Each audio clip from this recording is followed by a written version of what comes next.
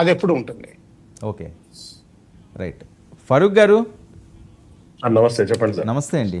చూస్తున్నాం, ఇంకా వేడి తగ్గలేదు, ఇంకా రా చేస్తున్నారు. అణ్వాస్త్రాలన్నీ కూడా భారత్ వైపు ఎక్కువ పెట్టారట, డైరెక్ట్గా వాళ్ళే చెప్తున్నారు.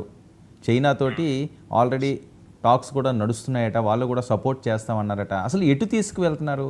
ఎక్కడ జరిగిన తప్పు, ఎవరి వల్ల జరిగిన తప్పు, ఎవరిని బెదిరిస్తున్నారు? ఇదంతా కూడా ప్రధానంగా అమాయకమైన ఆ కమ్యూనిటీ మీద పడుతుందండి, ఎవరో చేసిన తప్పుకి. ప్యానెల్లో ఉన్న పెద్దలకి అదే విధంగా ప్రేక్షకులందరికీ నమస్కారం అండి. ఇది పాకిస్తాన్ కి ఇదేం కొత్త ఏం కాదండి. ఇది ఉల్టా చోర్ కోత్వాల్కు దాటే అంటారు.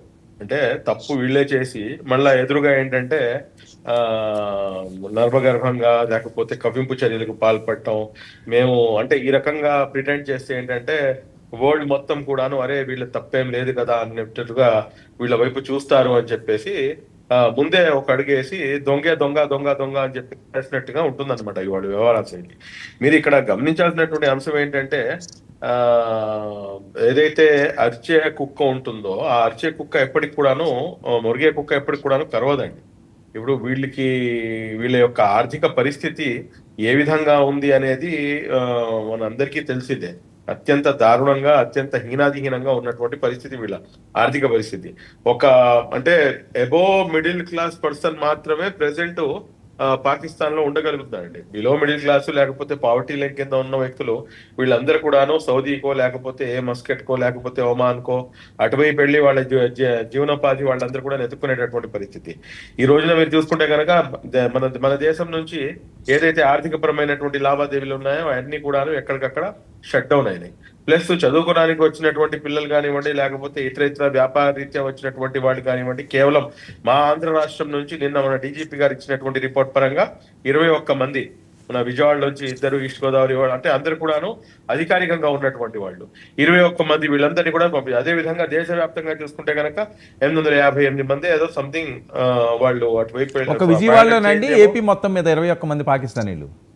ఓన్లీ ఏపీ మొత్తం మీద సార్. ఓకే, ఏపీ మొత్తం మీద విజయవాడలో 2, ఈస్ట్ గోదావరిలో 1, కాకినాడలో 2, కృష్ణాలో 1, నల్గొండలో నెల్లూరు 1, కర్నూలు 1, నంద్యాల 1, వైఎస్ఆర్ జిల్లా 1, అన్నమయ్య జిల్లా 5, అనంతపూర్ 2, అలాగే మన ఇంకోటి ఏదో జిల్లా ఉంటుంది అది ఒక 2, అనంతపూర్ జిల్లా అనుకుంటారు.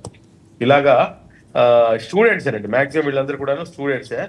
ఇక్కడ వీళ్ళ యొక్క పరిస్థితి ఏంటంటే అటు ఇటు కాకుండా అయిపోతుంది. ఇది మనకి తెలిసినటువంటి పరిస్థితి. కాబట్టి నేనేమంటానంటే వీళ్ళు ఒక మేకపోతు గాంభీర్యాన్ని ప్రదర్శించే ప్రయత్నం మాత్రమే చేస్తున్నారు తప్పించి వీళ్ళ దగ్గర నిజంగా దమ్ము ధైర్యం ఉంటే కనుక ఇటువంటి పిరికి పంద చర్యలకి వీళ్ళు పాటుపడరు. వీళ్ళు చాలా మైండ్ గేమ్ ఆడుతున్నారు అంటున్నాను నేను బ్రేవర్ నుంచి చెప్తున్న మాట అదేనండి. వీళ్ళు చాలా ప్లాన్డ్ గా మైండ్ గేమ్ ఆడుతారు. డైరెక్ట్ గా 1 to 1 వచ్చి భారతదేశంతో తాడో పేడో తెలుసుకునేటటువంటి శక్తి సామర్థ్యాలు లేవని చెప్పేసి మనం చాలా స్పష్టంగా మనకు అందరికి కూడా తెలిసిందే. కానీ వీళ్ళు ఏదైతే వీళ్ళ యొక్క మైండ్ గేమ్ ఏంటంటే ఇంటర్నల్ గా ఏదైతే భారతదేశం ఉందో ఇంటర్నల్ గా కమ్యూనిటీ బేస్ గానో లేకపోతే ఇంకో అంశం గానో ఇక్కడ ఒక చిచ్చుని రాజేసి తద్వారా వీళ్ళని మనం ఇచ్చేయాలని చెప్పి ఒకటైతే, రెండోది ఆ కాశ్మీరీ యువకుల్ని వాళ్ళ యొక్క ఆర్థిక పరిస్థితి మెరుగుపడిందండి. మనం చూసుకుంటే కనుక చాలా మెరుగుపడింది వాళ్ళ ఆర్థిక పరిస్థితి.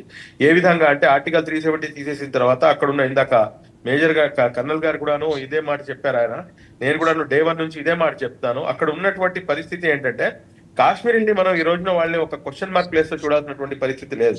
ఎందుకంటే ఈ అంశం జరిగిన తర్వాత ఎంతైతే మొత్తం రెస్ట్ ఆఫ్ ద కాశ్మీర్ లో భారతదేశంలో ఎంతమంది అయితే నిరసనకారులు బయటకు వచ్చి ముస్లిం సమాజం నుంచి మాట్లాడుతున్నారో